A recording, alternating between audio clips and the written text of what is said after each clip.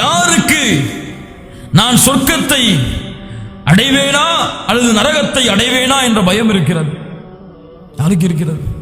5 வக்து தொழுகிறேன், சதக்கா செய்கிறேன், ரமதானுடைய மாதத்திலே நோன்பு வைக்கிறேன் என்றால் எனக்கு சொர்க்கம் தான்பான்னு எல்லாரும் தன்னை அறியாமலே எண்ணிக்கொண்டிருக்கிறோம்.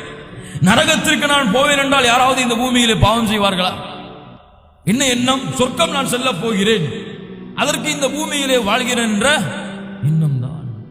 அல்லாஹ்வுடைய தூதர் முஹம்மது ரசூலுல்லாஹ் ஸல்லல்லாஹு அலைஹி வஸல்லம் புகாரி அவர்கள் பதிவு செய்கிறார்கள். உம்மில் அலா என்ற ஒரு பெண்மணி, உஸ்மான் இப்னு மத்ஊன் என்ற ஒரு சஹாபி அவர்கள் மரணமாகிறார்கள். அப்போது இருக்கிறார்கள் அல்லாஹ்வுடைய தூதர் ஸல்லல்லாஹு அலைஹி வஸல்லம் அந்த சஹாபியுடைய ஜனாசாவை பார்ப்பதற்காக வருகிறார்கள்.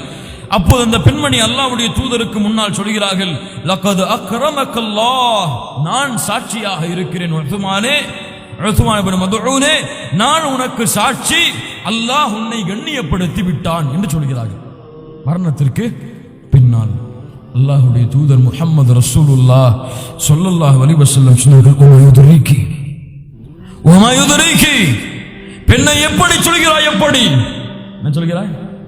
எப்படி சொல்கிறாய்? எப்படி அவரை அல்லாஹ் கண்ணியப்படுத்தி விட்டானா இல்லையா என்று உனக்கு எப்படி தெரியும்? சுப்ஹானல்லாஹி ரப்பில் ஆலமீன். நம்பிக்கை வைக்கிறேன், இன்னி லஅர்ஜு லஹுல் கைர் மினல்லாஹ், அல்லாஹ்விடத்திலிருந்து நன்மை அவருக்கு கிடைக்கும் என்று ஆதரவு வைக்கிறேன். தெரியுமா உனக்கு? வல்லாஹி வல்லாஹி மா அத்ரி அன ரசூலுல்லாஹ் மா யுஃஅலு பி வலா பிக். யா அல்லாஹ், அல்லாஹ்வின் மீது சத்தியம் என்று சொல்கிறேன், நான் அல்லாஹ்வுடைய தூதர், எனக்கும் உங்களுக்கும் அல்லாஹ்வின் தீர்ப்பு, அல்லாஹ்வின் நாட்டம் எப்படி அமையும் என்று எனக்கு தெரியாது. யார் சொன்னது? முஹம்மது ரசூல் ஹபீப், அல்லாஹ்வுடைய நேசர். அல்லாஹ்விடத்திலே இந்த படைப்பை போன்று ஒரு படைப்பு கிடையாது. அந்த முஹம்மது ரசூலுல்லாஹ் ஸல்லல்லாஹு அலைஹி வஸல்லம் சொன்னார்கள், நான் ரசூலாக இருந்தாலும் எனக்கு என்ன நடக்கும், உங்களுக்கு என்ன நடக்கும், உங்களுடைய தீர்ப்பு என்னுடைய தீர்ப்பு எப்படி என்று எனக்கு தெரியாது. அந்த அதிகாரம் எனக்கு இல்லை. சுப்ஹானல்லாஹி ரப்பில் ஆலமீன். இந்த சர்வ சாதாரணமாக அவனை எடை போடுகிறான் அல்லது பிறரை எடை போடுகிறான்.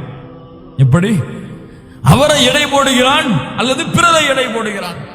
இன்டர்நெட்டை தொடர்ந்து பாருங்கள். இப்போது தற்காலிகத்தில் இந்த ஃபேஸ்புக்கை எல்லாம் ஓபன் செய்து பாருங்கள். ஒவ்வொரு நாளும் ஒருவரை காஃபிராக்குகிறார்கள், ஒவ்வொரு நாளும் ஒருவனை முஷ்ரிக் ஆக்குகிறார்கள், ஒவ்வொரு நாளும் ஒருவனை முனாஃபிக் ஆக்குகிறார்கள், ஒவ்வொரு நாளும் இவர்களாகவே அவனை பாவி என்று சொல்கிறார்கள், ஒவ்வொரு நாளும் ஒருவனை நரகவாதி என்று பட்டம் சுமத்துகிறார்கள். முஸ்லிம் சமூகத்துடைய நிலைமையை பாருங்கள். ஆயிஷா ரலியல்லாஹு அன்ஹா, அல்லாஹ்வுடைய தூதரிடத்திலே கேட்கப்பட்டது, உலகத்திலே மனிதர்களில் விருப்பமானவர்கள் யார்? அல்லாஹ்வுடைய தூதரே ஆயிஷா. சொன்னார்கள், என் மனைவி ஆயிஷா. மற்றொரு முறை கேட்கப்பட்டது, யார்?